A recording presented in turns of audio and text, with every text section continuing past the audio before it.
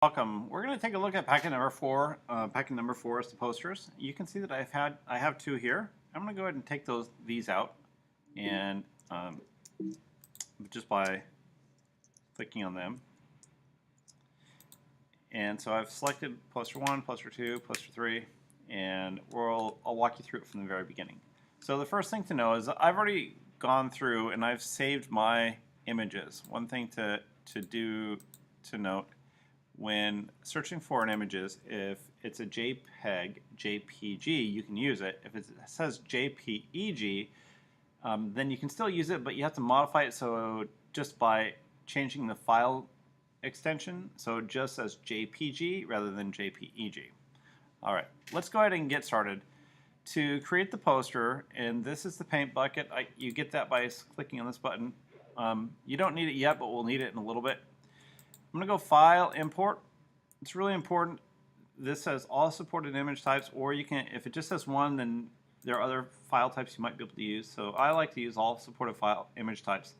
And over here, I'm going to say as an image. So it's very important. When you import your poster as an image, it brings it in as an object. So I'm going to click on it, and I'm going to go ahead and scale it just so it's about the size that I want it. And I'm just looking, there's not a right or wrong size, just what matches your room. And so when I use the Move tool, I get these little plus symbols letting me know that this is an object or it's grouped.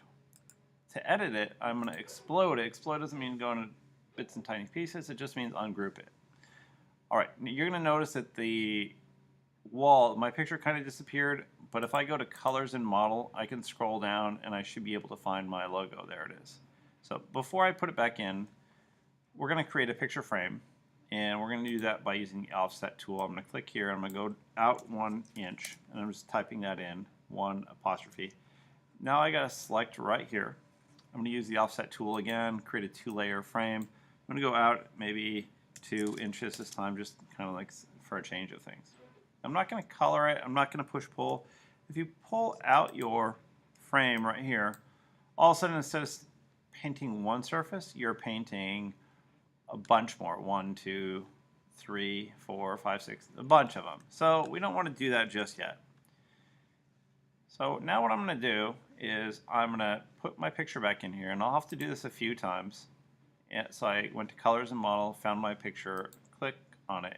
Now it might not go in the correct space, and so what you can do, you can say Texture, Position, you get these pins, and grab the red one will move it all, and move it to the corner so that all the pins are in each corner. You shouldn't have to drag any one individually, just drag the red one. If you click on the green one and drag it, it scales the picture bigger or smaller. If you do the blue one, it can squish the picture, and the yellow one can kind of tilt it. So kind of stay away from those right now. Alright. The reason why I did this is, and reposition, you'll see me do it a few more times, is I want to have a color match frame. I want to use the blue and the yellow. I think those are pretty striking colors, so I'm going to click on them, select the blue. And now you're going to see that that's my paint color. Now I can say, alright, I can use that one on the outside, and I'm going to say, click on this again, I'll use yellow on the inside. Now I've colored it, and the magical part about coloring it, so I'm clicking on the blue area first with the Select tool, now using the Push-Pull tool, and I'm pulling out maybe to quotation, which is 2 inches, and I'll come out with this one, maybe half that distance, 1 quotation return. So I created a multi-layer frame effect. Alright, now what you probably didn't realize is I was working with the surface of the wall. So that happened. So we don't like holes in our walls, so what I'm going to do is select a rectangle, click up here, drag down to the corner, and click. Oh, my picture went away. Remember I said you'd have to do that a couple times. Texture, position. One thing to note, now that you pulled this out, make sure you orbit so you can see the inside of the frame versus like the outside. So that when you move the pin goes to the correct place. And there you go. Yeah, so that's how you do that. Now, if you wanted to change it, you could say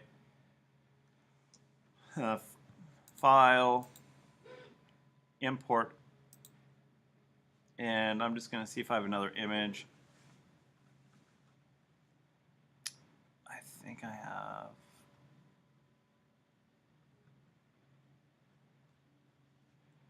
Here's one that I have. So I have this one here, although it's sideways, but that's okay. But you can say as a texture this time. I'm going to say import. Now I can click here. Make sure you clicking on the inside here. And then this time you have to click and drag. I'm going to drag across and let go. So I just replaced the poster with an act one. The last and final step for me to do is to click and drag and select this. Notice that's the only thing that's selected, so I'm going to right click and I am going to make this a group. So now when I use the move tool, you can see that this moves together and I get these little plus symbols so I can rotate the image. By using the option key, I can make a copy of it and then I can double click on it, and if I want to change the poster I can do that same thing. I can go File, Import. One other way to do it is you can create a list and you can say new list and it'll come up with like my textures. I've already created one, I believe. It's my textures. And I can say color, new texture, and I can bring in maybe an image that I want to continue to reuse. So if I go like this, I'm going to select this image and here it is. So now I have both of these. So say I wanted to use this one here. I can now use the paint bucket, select that one, and then paint. Might have to right click and say texture, position, and you know might have to adjust it to your frame to be able to work it. Once it is a group, the beautiful thing is you can rescale the image to what you want. You can even say you wanted to use a different picture and you wanted, whoops, I moved it back along the wall. So I'm going to grab this one. I can move this sideways. If I had a tall, skinny picture, maybe like a portrait picture, I could use something like that, and I can just change the image. So you just make sure you group it first. All right, and that is how you do posters. Have fun.